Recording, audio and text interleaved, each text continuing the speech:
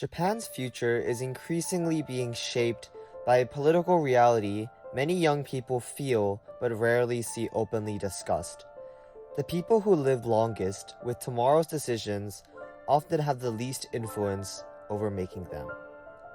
In one of the world's fastest aging democracies, electoral power is concentrated in older generations, and political incentives often follow where votes are strongest, towards pensions, healthcare, and stability, while younger voters face wage stagnation and the weight of being invisible. Today, we're talking about why youth voices in Japan often feel unheard, how political structures reinforce that imbalance, and what needs to change if the next generation is really going to have a real seat at the table. So, how do you guys think that Japan's political structure has made it so that young people are kind of like barred from voting, and how young people's voices aren't heard in politics? Yeah, I wouldn't necessarily argue that these young people are barred from voting because it's at the end of the day, like even if like the population, there's a majority of elderly people, they're the ones that vote the most, right? These young people, even though they have the rights to vote for a specific party, they just don't utilize it. Yeah. And I think my opinion is that the reason that's the case is because a lot of times these old people represent a large share of the voter turnout, right? Like you have like almost 40% of your entire voter turnout being elderly people, if I'm like correct, or like above like or like working age to elderly people. And because of this, political parties are forced to cater towards these people because they represent a larger share of your voters, right? And because this voter base is so much bigger, also add on to the fact that Japan's population is aging, right? And we have less and less young people. It means that political parties are not really listening to young people anymore. So I think that's another issue. How would you suggest that we solve it though? I would argue that like most of the solutions that are coming out of like a Japanese political party, it's either focused on two things. It's either that they focus on the workforce and ensuring that people keep working till an old age, and the second is just about like benefits for old people, right? Because they're like the majority of the population.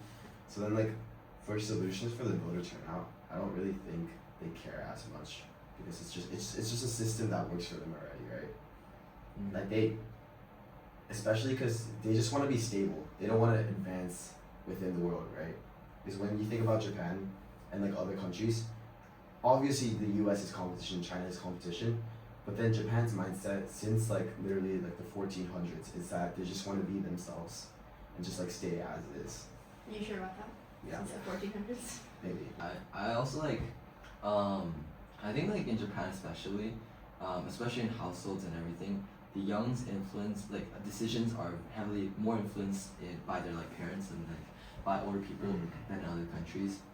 So like oftentimes in Japan, like when it comes to things like tied with political decisions and like voting, I think like a lot of times like it's either that young people choose not to vote because like it's heavily discouraged and by like older people, and they're told like not to as well, but also like the like just the overall tradition, like that old people are usually like the people who should have authority in the first place to like actually make decisions, and like young people are people who should just like abide by it and conform to whatever like the older generation is deciding to do. Yeah.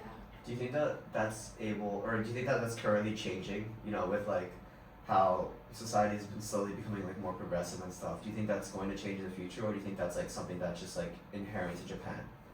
I think like so far it's something that's more inherent like also to Japan, but also in like other Asian countries as well, like namely like for instance like South Korea. But I think like in the future, or like even right now, what's happening is like the younger generation and the older generation is slightly getting more like connected in the sense that there's like more increased like communications, and like also like in general like people are becoming a little more open, like the overall trend. So I guess like moving forward, I hope to see that like young people are able to make decisions by themselves without really much like other influences. I don't know, like as of now, I think that definitely the older like generations have much more of a say in these kinds of voting decisions. I would argue that the fact that obviously there's like an inherent tie tied to like their parents and like who to vote. But then I think that also connects to the fact that there's not like a lot of political like recognition in Japan. I agree. Like the promotion of these people, it's so like broad, and it's just like you see the posters, right? It's really old school. They keep the same format as they did in like the 1900s. Yeah. And so then it's these posters, it's these random 1 minute videos, and if you pay like 200 we need to check the figure.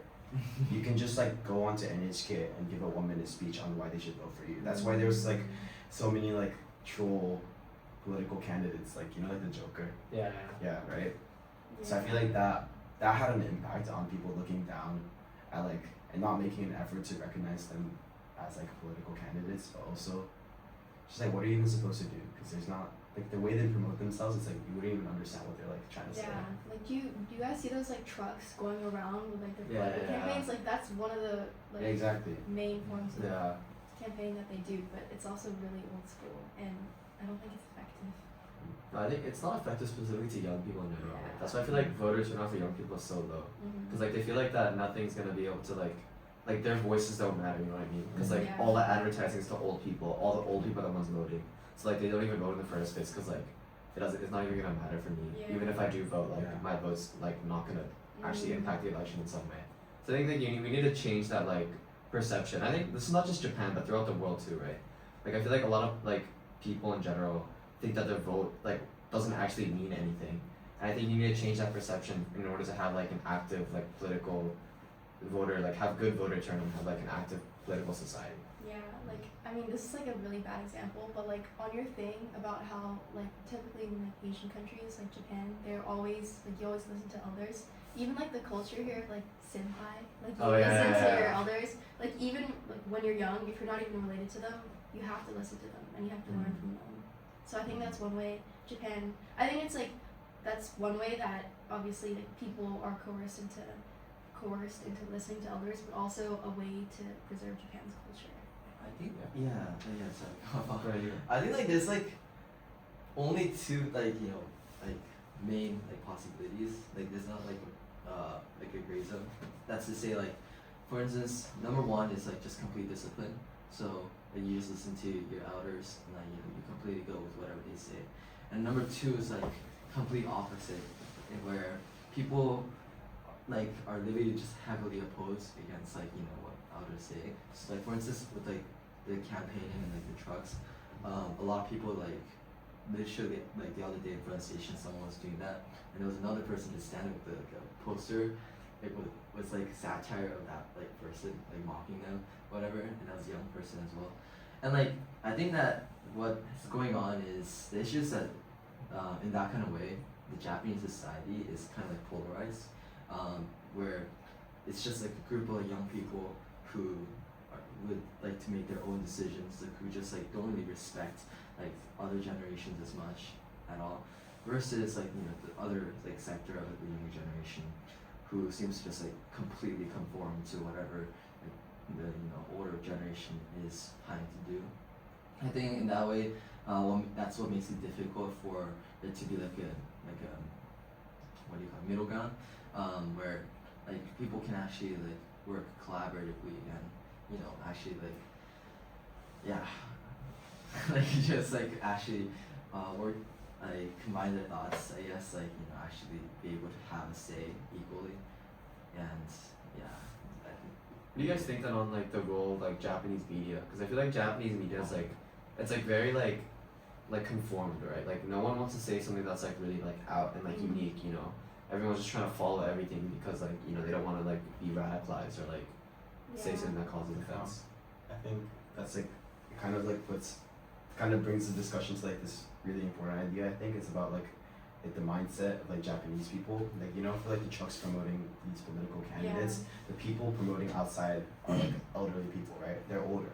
You don't see a young person promoting the person like that's talking. So then like when you see like a majority group just consistently like partaking with this candidate and it's like a majority of old people, then as a young person you might not feel like you want to join as much, right? Because you're like a different identity. And I think that connects with like the polarization point. I think like also in countries like America, they use like media like a lot, right? Like social media is like the main way to do it. But then obviously in Japan it's just like you can't really stand out, and you don't. I mean, obviously you voice your opinion, but not as much as in America, right? Yeah, I agree with that. Yeah. There are these things called like Keisha clubs, which are like these exclusive press associations that are basically made to like stifle any criticism against like the government or politics. So I think that's like one channel through which governments are able to kind of like censor media, which is like a real thing here. I think many people don't recognize that as an issue. Like even outside of Japan, like people wouldn't think Japan would be a country that would censor like information, but it most definitely does. Yeah. Yeah. Keisha Cole. Okay, sorry. Wait, can I add something? It's kind of off topic. It is Yeah. on topic, but kind of off topic. Like I think Japan, the censoring thing is like kind of strong and it's really obvious. But then for example, like America, like when I'm scrolling on TikTok, you know how there's like just like the big Yahoo, like that's a meme, right? That's an actual strategy that they have an organized body of people that make memes so that you're like disillusionized from the actual idea. Like imagine like the Epstein file. The reason why it's like, oh, just say that you weren't invited to the parties. Like that's wait, I don't, is it memetic warfare or something? It's like an actual strategy they use. So I think like with like countries like America, which is like when you use social media, they have those other strategies. So that's why like Japan kind of criticizes that and sticks with like the old school stuff. But I feel like then like it's like two extremes, right? Like on the one hand, like you can't be like too radicalized to the point where you're like literally using social media to like sway followers, right? Like I think that's obviously bad. But like at the same time, I don't think that Japan's like censoring people who are like actively speaking out against like politicians is like necessarily like a good thing either, right? I feel like obviously like with most things, there's like a middle ground that you need to have, but my stance is that I would honestly take a stance of like America. Like worst case, even if you do have things like memes like going around and like people making fun of people, I still think that's good for like political discussions. Well, who's the current president of the United States right now? Donald Trump. Yeah, so like let's think about that for a second. Like was that really a net positive to the United States and the world? I don't think it's necessarily. I don't think it matters about an outcome. My take is it doesn't matter about outcome. I think what matters is that if the people can make an informed choice, right? And if the people are able to make an informed choice about Donald Trump, like obviously there's like bad things, right? Like Epstein files. If you guys watched Pam Bondi's like interview, like that was like absolutely terrible, right? So obviously like there's a ton of misinformation, right? But I still feel like that having that and like builds a society in which you're able to weed that out, you know what I'm saying? Like if you have like a Japanese society where people don't understand what misinformation is, it makes them a lot more susceptible to like people literally suddenly spreading misinformation online and causing like a really bad form of like dictatorship or something in the future. That's like personally my take. Yeah. Okay, wait, should we move on to differentiation? Wait, but like can I say one more thing? But like okay. You said that it's overall you're not talking about the outcome, it's about whether or not they can make an informed decision. Yeah. But I would argue that the reason why he was able to gain presidency in the first place was because there's so many people that made a decision that wasn't properly informed. Because a lot of the ideas that they're like backing up their like support for Trump, I'm not like trying to like say like they're bad people, but it was like under like fake stats or like fake ideas. So then it's just like they didn't make an informed decision, and I would argue maybe it also comes from like the fact that everyone just says stuff in social media. So Japan's trying to like mitigate that. Which I mean I get what you mean though, because they just completely like ban it. Yeah. I agree. I think it's like definitely true, like misinformation. Like have you guys heard about like Fox News versus like CNN? Yeah. Like that's definitely another thing, right? But I feel like okay, this is like really off topic, but I feel like generally speaking, like the reason why Trump won was just because the Democrats were so bad, like ever since Joe Biden. Yeah. Like bro, he literally like resigned from like the presidential race, right? Like that literally just cripples your like Democratic base, anyways. Yeah. Yeah, I agree. Yeah. It's skewed like too far left. Yeah. Like even Europe too. So many countries. Yeah. Now you see like there's a huge swing back to far right now. Yeah. It's like